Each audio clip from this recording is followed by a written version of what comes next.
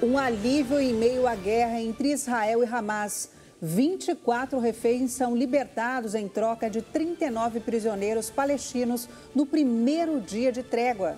Nova crise entre os poderes. Membros do STF não economizam críticas à aprovação da PEC, que limita poderes dos ministros. Após mortes no Rio de Janeiro, shows da cantora Taylor Swift em São Paulo terão reforço no policiamento.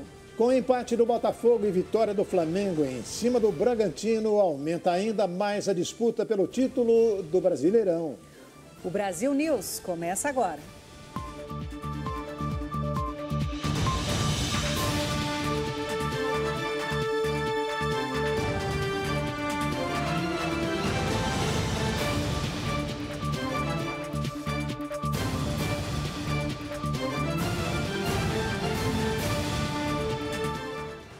Membros do Supremo Tribunal Federal não economizaram nas críticas à aprovação da PEC, que limita poderes dos ministros. O presidente do Senado, Rodrigo Pacheco, reagiu e disse que não pretende recuar. A mais nova crise entre os poderes respingou até no presidente Lula. A aprovação pelo Senado da PEC, proposta de emenda à Constituição, que limita as decisões individuais dos ministros do STF, gerou troca de críticas entre magistrados da Corte e o presidente do Congresso Nacional, Rodrigo Pacheco, numa disputa entre os poderes que respingou no governo Lula e no PT. A votação foi vista por ministros do Supremo como um ataque. Eles aproveitaram a sessão desta quinta-feira para disparar duras declarações contra a atitude dos senadores. O presidente da Corte, Luiz Roberto Barroso, diz que a erosão das instituições em países que recentemente viveram um retrocesso democrático começou por mudanças nas Supremas Cortes. Não há por que alterar o que vem funcionando bem. E cumpre lembrar, em todos os países que recentemente viveram o retrocesso democrático, a erosão das instituições começou por mudanças nas Supremas Cortes. Os antecedentes não são bons. Já o ministro Gilmar Mendes disse que o STF não irá submeter-se ao tacão autoritário, venha de onde ele vier, ainda que escamoteado pela representação de maiorias eventuais. É preciso altivez para rechaçar esse tipo de ameaça de maneira muito clara. Esta casa não é composta por covardes. Esta casa não é composta por medrosos. Alexandre de Moraes, por sua vez, declarou que o aprimoramento das instituições é importante e instrumento da democracia, mas não quando escondem insinuações, intimidações e ataques à independência do STF. Também disse que o tribunal não é composto de covardes, nem de medrosos. A Constituição garantiu a independência do Poder Judiciário, proibindo qualquer alteração constitucional que desrespeite essa independência e desrespeite a separação de poderes. E tenho absoluta certeza que essa Corte, sob a presidência de Vossa Excelência, demonstrará coragem na defesa dessa principal garantia do Poder Judiciário, não em favor do Supremo Tribunal Federal ou em favor dos juízes e juízas, mas a principal garantia do Poder Judiciário em defesa da sociedade. Horas depois, por volta das 8 da noite, Rodrigo Pacheco respondeu ao STF e mostrou que não pretende recuar. Negou que a PEC seja uma retaliação à Corte e justificou que ela visa reforçar o que diz a Constituição. E nós não podemos admitir que a individualidade de um ministro do Supremo Tribunal Federal declare inconstitucional uma lei sem a colegialidade do Supremo Tribunal Federal. Portanto, eu não admito que se queira politizar e gerar um problema institucional em torno de um tema que foi debatido com a maior clareza possível, que não constitui nenhum tipo de enfrentamento, nenhum tipo de retaliação, e nós jamais nos permitiríamos a fazer isso, porque é algo puramente técnico de aprimoramento da justiça do nosso país, que vai ao encontro de um princípio constitucional que deveria ser aplicado no Brasil, que não é. A crise ganhou ainda mais corpo e atingiu a gestão Lula devido ao voto do líder do governo no Senado, Jacques Wagner. Ele foi favorável à proposta, o que aumentou as queixas no STF. Em resposta, A presidente do PT, deputada federal Gleisi Hoffmann, disse que o voto de Wagner foi um equívoco e que trabalhará para que a PEC não seja confirmada pela Câmara dos Deputados.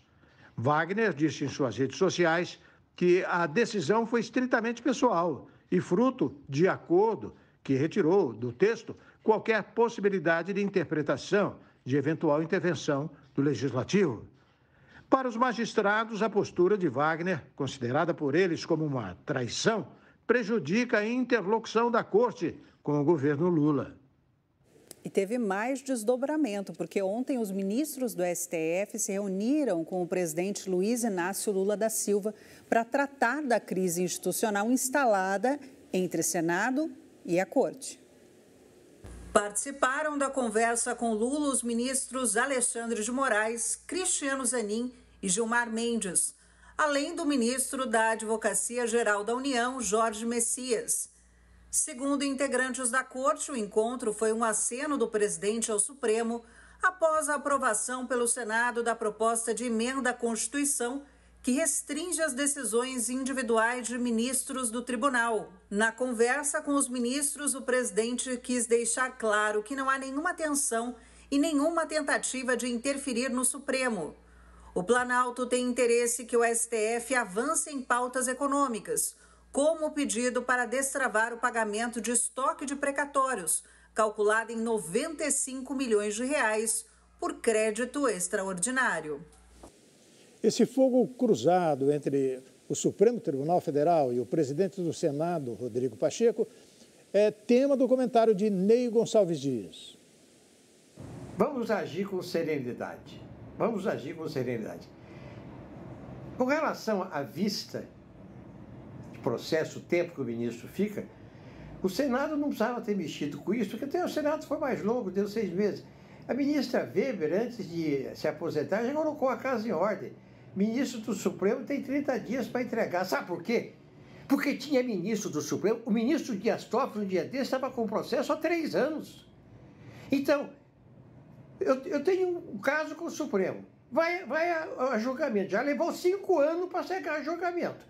Aí chega no julgamento, o ministro fala, eu quero vista. Aí fica mais 5 anos na casa do ministro. Ninguém fica sabendo aonde foi parar. Ninguém cobra, ninguém viu.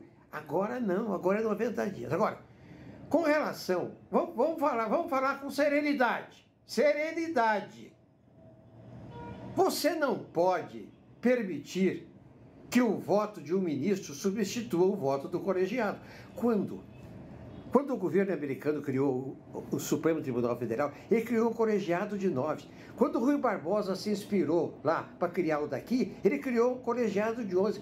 Se a justiça pudesse ser feita só por um ministro, seria feita por um, não precisava ter 11, não precisava gastar tanto dinheiro. Por que o colegiado? Porque você precisa de mentes diferentes, sentimentos diferentes para julgar.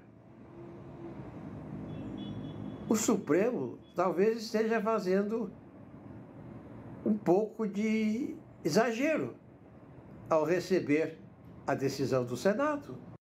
E a semana não termina bem para o ministro Alexandre de Moraes. A presidente da Ordem dos Advogados do Brasil em São Paulo, Patrícia Vanzolin, repudiou uma declaração irônica do ministro ao negar um pedido de sustentação oral.